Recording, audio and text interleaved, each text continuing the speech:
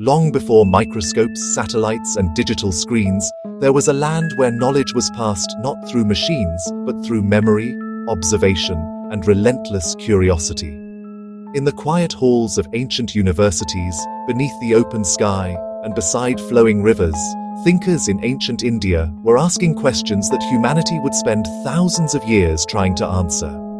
What is the universe made of? Why does the sky move? How does the human body heal itself? Can numbers describe reality? This is not mythology. This is science, ancient, precise, and revolutionary.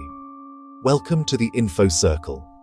Today, we travel back in time to uncover the scientific discoveries of ancient India and the minds who shaped them. Aryabhata, the man who made the earth move. It is the year 499 CE.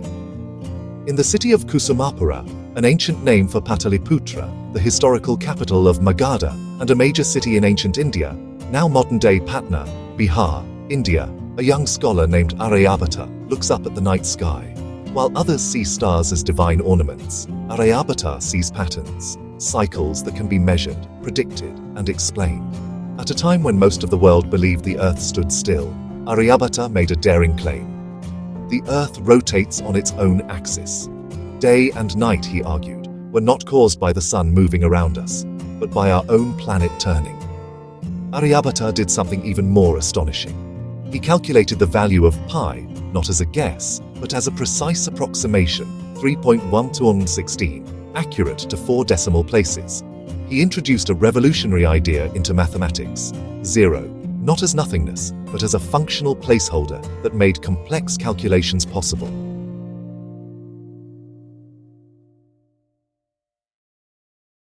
His book, Aryabhata, written when he was just 23 years old, would travel far beyond India, shaping Islamic astronomy and, centuries later, European science. The Earth was no longer static.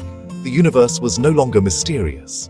Science had found its rhythm. Baudhayana, geometry before Greece.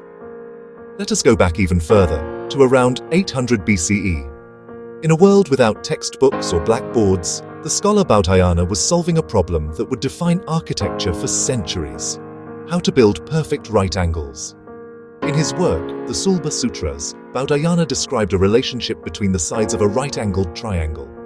Today we call it the Pythagorean theorem. He described it more than 2 centuries before Pythagoras was born. His geometry was not abstract, it was practical.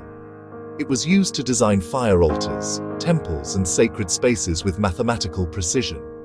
It was used to design fire altars, temples, and sacred spaces with mathematical precision.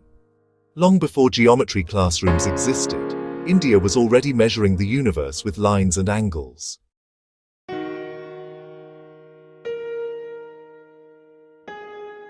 Now imagine a surgical theatre, not with electric lights or machines, but with natural sunlight, herbal anesthesia, and finely crafted instruments. Around 600 BCE, in the city of Varanasi, lived Sushruta, a physician whose understanding of the human body was centuries ahead of his time.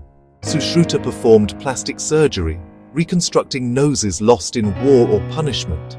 He removed cataracts from eyes, repaired fractures, and described more than 300 surgical procedures using over 120 specialized instruments. He believed surgeons must train on fruits, vegetables, and animal parts before operating on humans, a concept strikingly similar to modern surgical training. His text, Sushruta Samhita, became a cornerstone of medical science, studied not only in India, but later translated into Arabic and Latin.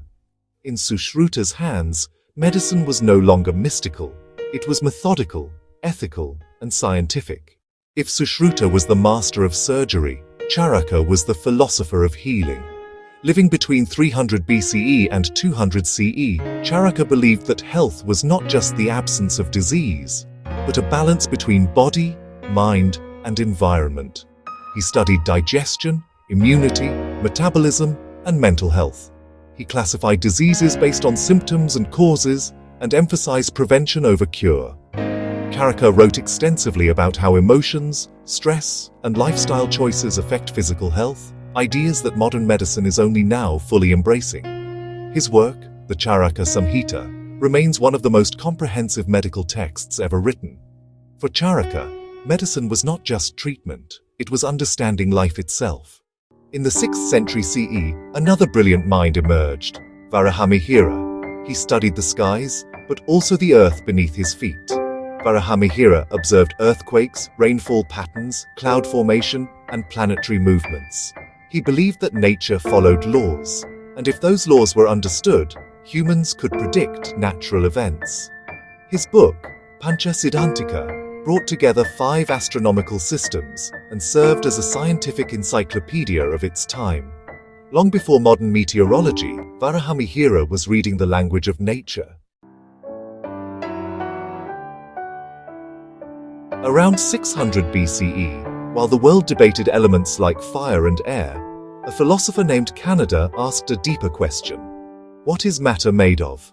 His answer was revolutionary. Kanada proposed that all matter is composed of tiny, indivisible particles called anu, atoms. These particles could combine, separate, and rearrange, but could never be destroyed. These particles could combine, separate, and rearrange, but could never be destroyed. This atomic theory was proposed over 2,000 years before modern atomic science. Kanada could not see atoms, but he reasoned their existence through logic and observation. Sometimes, science begins not with instruments, but with imagination guided by reason. In the 2nd century CE, a scientist named Nagarjuna explored the secrets of matter through chemistry. He developed techniques for metal extraction, purification, and chemical reactions. He worked with mercury compounds and advanced metallurgical processes. His studies laid the groundwork for Indian alchemy and influenced later Arabic chemistry. Nagarjuna proved that chemistry was not magic. It was experiment, transformation, and precision. As centuries passed, Indian scientific texts traveled beyond borders. They were translated into Arabic during the Islamic Golden Age. Later, they reached Europe, where Renaissance scholars built upon them. Many discoveries the modern world credits to later civilizations were refinements of ideas born in ancient India. Knowledge, after all, does not belong to one culture. It travels, evolves, and returns. A civilization that thought ahead. Ancient India was not merely spiritual or philosophical. It was analytical. It was experimental. It was scientific. From the rotation of the Earth to the surgery of the human body, from atomic theory to astronomical prediction, ancient India helped shape the foundations of modern science. And these discoveries remind us of something important. True knowledge never disappears. It waits to be rediscovered. This is the Info Circle, and the circle of knowledge continues.